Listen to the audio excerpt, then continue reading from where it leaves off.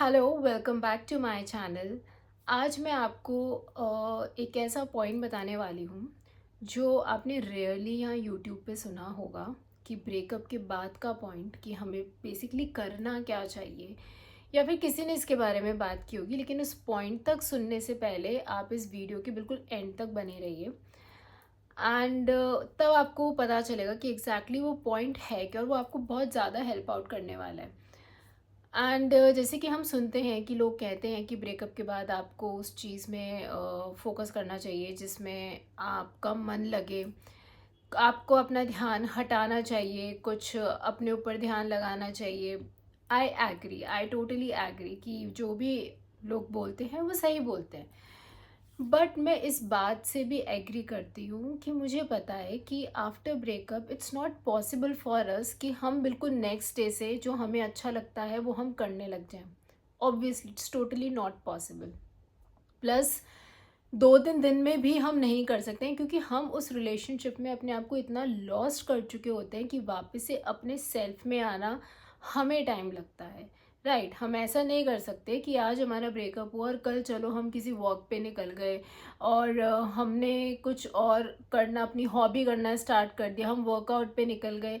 वो हमें पता है प्रैक्टिकली हम नहीं कर सकते, और अगर हम वो करते भी हैं ना तो भी उसमें हमारा माइंड है ना कहीं उन मेमोरीज उस पर्सन पे स्टक रहता है, तो वो हमारा करना भी वेस्ट होता है।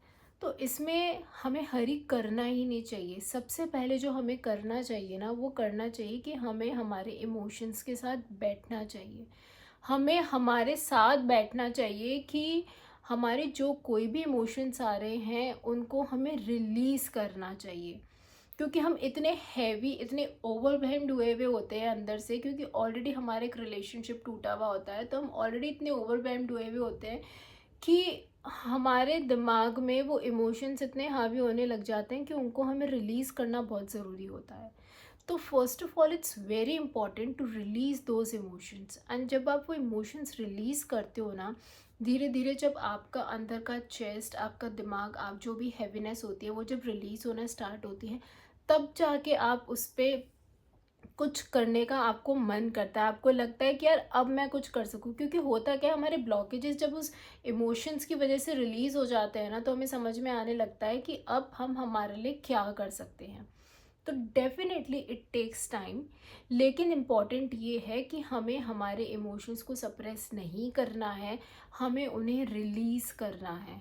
और हमें उन्हें जैसा हमारा मन करता है हम रिलीज़ करो। आपको गुस्सा करने का मन कर रहा है, आपको चिल्लाने का मन कर रहा है, आपको रोने का मन कर रहा है, आप अपनी आवाज़ दबा के मत रखिए।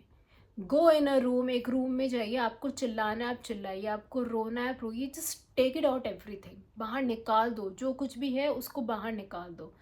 फिर वो धीरे धीरे, ऐसा नहीं है एक बार आपने बाहर निकाल दिया आप उससे फ्री हो जाओगे, अगेन आप उस चीज़ के अंदर आओगे, अगेन आपका चेस्ट हैवी होगा, आपको जब वो मेमोरीज स्ट्राइक करेंगी वापस से होगा, वापस निकालो। Just do it. With in 6-7 days आपको थोड़ा बहुत बेटर फील होना स्टार्ट होगा। दिमाग अभी भी वहाँ जाएगा लेकिन बेटर फील होना स्टार्ट होगा, एंड तब आपका वो टाइम होता है कि जब आप अपनी हॉबीज़ पे धीरे धीरे टाइम देना स्टार्ट करें। आप धीरे धीरे फोकस करना स्टार्ट करें जो आपको पसंद है, क्योंकि आपका फिर थोड़ा सा बैलेंस बनना स्टार्ट होगा कि एक साइड आपके इमोशंस निकल रहे हैं, आपके अंदर से वो नेगेटिविटी निकल रही है, और दूसरी साइड आप अपने काम पे फोकस कर रहे हो, आप उस पर फोकस कर रहे हो जो आप एक्चुअली करना चाहते हो। तो ये बहुत इम्पॉर्टेंट है। प्लस जब हम ये चीज़ करते हैं ना, तो इसको है ना, आप एक बहुत अच्छे एग्जाम्पल से समझो। बेसिकली होता क्या है कि हमारा जो इनर सेल्फ होता है ना, एक छोटा बच्चा होता है, वो हम उसको हमने इतने नेगेटिव इमोशन से अपने अंदर दबा के रखा हुआ होता है, वो एक उस पर फॉग बन जाता है। तो जब आप उसको रिलीज़ करते हो तो वो फॉग धीरे धीरे अंदर के इनर सेल्फ में से निकलना चालू हो जाता है। एंड जैसे जैसे आप उसका फॉग क्लियर करते जाते हो अपने इमोशंस रिलीज़ करके, तो जब वो आपके अंदर का इनर सेल्फ है, जब भी आपके अंदर का वो इनर बेबी है, जब वो सांस लेना चालू करेगा, उसको एक अच्छा फील चालू होना चालू होगा, तभी तो आप अपनी किसी और चीज़ पे ध्यान लगा पाओगे, क्योंकि तब आप अंदर से बेटर फील करना स्टार्ट करोगे। ये बहुत इंपॉर्टेंट है, क्योंकि इमोशंस रिलीज़ करना हीलिंग का भी पार्ट है, जो कि बहुत ज़रूरी है। और जब आप धीरे धीरे इस फोकस पे आने लग जाते हो ना, जस्ट ट्रस्ट मी कि आपकी एनर्जीज अलाइन होना स्टार्ट हो जाती है, आप समझना स्टार्ट कर देते हो। सो इनडायरेक्टली हमें खुद को हील करना ज़रूरी है, क्योंकि आप डिटैच होना स्टार्ट हो जाते हो। क्योंकि जैसे आप अपना फोकस अपने ऊपर लेकर आते हो तो आप डिटैच होना स्टार्ट हो जाते हो, और डिटैच होना स्टार्ट होते हो आपकी एनर्जीज अलाइन होना स्टार्ट हो जाती है, उस जगह अलाइन होना स्टार्ट हो जाती है जहाँ पर आपको एक अच्छा रिलेशनशिप मिलता है, या फिर वही रिलेशनशिप आपके पास उस एनर्जी से, आपके हायर सेल्फ से अलाइंड होके वापस आता है। अब इसमें एक बहुत इंपॉर्टेंट पॉइंट है, अब हमें हमारे ऊपर ध्यान सिर्फ ये फोकस लगा के नहीं देना है कि भाई मेरा रिलेशनशिप वापस आ जाएगा। अगर आपने ये फोकस करके अपना ध्यान लगाया तो नहीं, वो कभी नहीं होगा, क्योंकि आप डेस्परेट हो जाओगे, आपके अंदर चेजिंग एनर्जी आ जाएगी, आप और परेशान होंगे।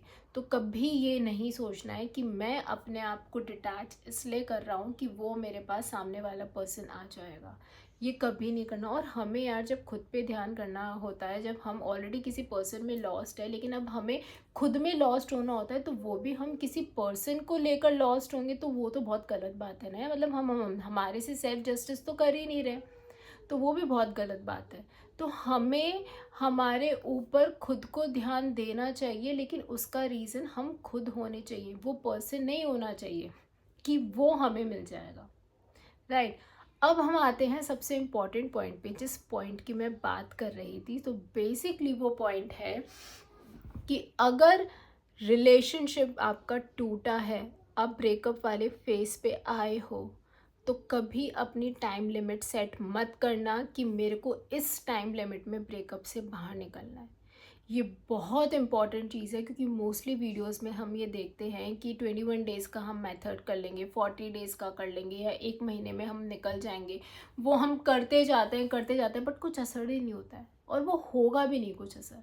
क्योंकि हम वो चीज़ करते जाते हैं, हमारे दिमाग में एक ही चीज़ रहती है कि हम ये कर रहे हैं हमारे ब्रेकअप से बाहर निकलने के लिए, बल्कि उतना ही हम उस ब्रेकअप, उस पेन के अंदर घुसते जाते हैं।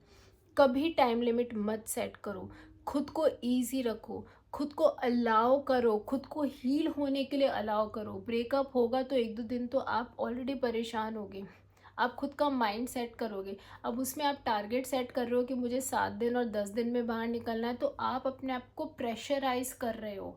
इससे आप बाहर नहीं निकलोगे, आप डेस्परेट हो जाओगे, आप चेज करोगे, आप मैनिफेस्टेशंस मेथड्स लगाते रहोगे, लेकिन कुछ असर नहीं होगा, क्योंकि आप अंदर से ऑलरेडी टूटे हुए हो और आप और टूटे जा रहे हो। तो उसके लिए खुद को काम रखना बहुत ज़रूरी है। Never decided timeline for a relationship कि हम उस रिलेशनशिप से बाहर निकलने में इतना टाइम ले लेंगे। हो सकता है आपने टाइमलाइन सेट करी हो 1 महीने की, हो सकता है आप 1 हफ्ते में बाहर निकल जाओ, आपको बेटर फील होना स्टार्ट हो जाए। हो सकता है आपने टाइमलाइन डिसाइड करी होगी 1 महीने की अगेन, लेकिन आपको निकलने में उसमें आपको 6 महीने साल भर लग जाए, यू नेवर नो।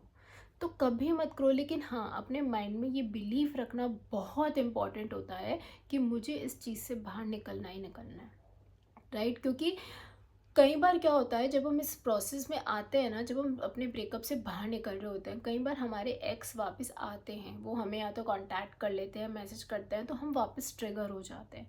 तो हमें खुद से बस इतना सा प्रॉमिस करना है कि कुछ भी हो जाए, मुझे अपने आप को इस टॉक्सिसिटी, इस नेगेटिविटी से बाहर निकालना है। मीनवाइल अगर वो पर्सन आता भी है, तो आप इतने अपने हीलिंग पोजीशन में जाओ कि वो आपके हीलिंग चैप्टर को डिस्टर्ब नहीं करे। आपको इतना ध्यान रखना ज़रूरी है। और अगर आपको लगता है उसके बात करने से जो आप अपनी हीलिंग और डिटैचमेंट वाली जर्नी पे हैं, तो मैसेजेस आप इग्नोर कर सकते हो, इट हार्डली मैटर्स। 1 या 2 मैसेज आप इग्नोर कर सकते हो, राइट। लेकिन अपने लिए टाइमलाइन कभी सेट मत करना। बस माइंड में ये बिलीव रखना कि मुझे इस चीज़ से बाहर निकलना है, मुझे अपने सेल्फ में वापस लौटना है। उसके लिए आपको अपने इमोशंस जो रिलीज़ करने हैं, आप उसको रिलीज़ करो। और सबसे इम्पॉर्टेंट चीज़, जो सबसे बड़ी गलती लोग करते हैं, वो ये करते हैं कि वो एक ब्रेकअप के बाद दूसरे रिलेशनशिप में जंप कर जाते हैं। Don't ever do that. वो इतने खाली होते हैं अंदर से कि उनको ये लगता है कि हम खुद तो फिल नहीं हो पाएंगे, हमें कोई और ही फिल करेगा। हम वापस से वो गलती करते हैं और वापस से डबल गंदी टॉक्सिसिटी से चोट खा के वापस आते हैं। कभी भी उस किसी और रिलेशनशिप में एंटर मत करना जब तक आप पूरी तरीके से हील नहीं होते हो। हमेशा अपने माइंड में ये रखना कि मैं खुद को कंप्लीट करूँगा। Nobody has this much of right कि कोई मेरे को कंप्लीट करे। फर्स्ट कंप्लीट योर सेल्फ, खुद को खुद कंप्लीट करना है। और जब आप खुद को कंप्लीट करना सीख जाते हो, जब आप अपने आप में कंप्लीटर इनफ हो जाते हो, तो आप वैसे ही एनर्जी अट्रैक्ट करते हो कि वो बंदा भी अपने अंदर कंप्लीट होगा, वो अपने अंदर फुलफिल होगा, खुद से सेटिस्फाइड होगा। और जब ये दो एनर्जीज एक साथ मिलती है तो एक बहुत ही ब्यूटीफुल रिलेशन ग्रो होता है। दोनों को ग्रो होने में बहुत हेल्प मिलती है। तो सेम, या तो आपको कोई दूसरी एनर्जी मिलती है सेम लेवल की, या फिर हो सकता है कि आपका पुराना रिलेशन ही सेम एनर्जी के साथ आपके पास आए। और जब वो वापस आता है ना, तो आप इतने स्ट्रांग होते हो कि आप अपनी बाउंड्रीज़ पे रहना सीख जाते हो। और जब आप अपनी बाउंड्रीज़ और अपने सेल्फ रिस्पेक्ट पे रहना सीख जाते हो ना, तो अगर पुराना पर्सन भी लौट के आता है ना, उसकी वापस हिम्मत नहीं होती कि वो आपको मैनिपुलेट कर दे, बल्कि वो आपसे रिलेशन बहुत भी अच्छे से उसको लेकर जाता है आपकी तरफ, और भी अच्छे से अट्रैक्ट होता है। ओके, तो आई थिंक ये पॉइंट्स आपको बहुत हेल्प करेंगे। ब्रेकअप है, होते हैं, बट लाइफ गोज़ ऑन। काम रहिए, इमोशंस को सप्रेस मत करिए, अपने इमोशंस निकालिए। आपको जितने भी इमोशंस निकालने, डजेंट मैटर। धीरे धीरे अपनी हॉबीज़ पे फोकस करिए।